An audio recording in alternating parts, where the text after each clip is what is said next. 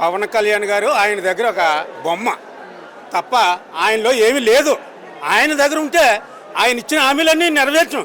ఈరోజు ఆయన ఏది చెప్తే అదే, చంద్రబాబు నాయుడు గారు ఏది చెప్తే అదే తప్ప ఆయన సొంతంగా చేసే కెపాసిటీ లేదు ఆయన.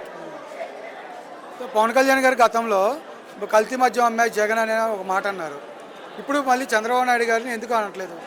ఆయన కూటమి ప్రభుత్వంలో ఉన్నారు కాబట్టి ఆయన మాట్లాడలేదు. ఆ రోజు వాళ్ళు కూటమిలో లేరు కాబట్టి ఆయన మాట్లాడారు. ఈరోజు కూటమిలో ఉన్నారు. ఆ మూడు కలిపి ఒకే పద్ధతిలో నడుస్తున్నాయి. అది అంతా అబద్ధం సార్. జగన్మోహన్ రెడ్డి గారు చేసేది ప్రతి మనిషికి కూడా డైరెక్ట్గా అకౌంట్లో పడేది.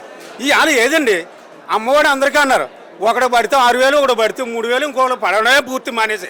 రైతు భరోసా ఉంది, కొంతమందికి పడవే మానేసి.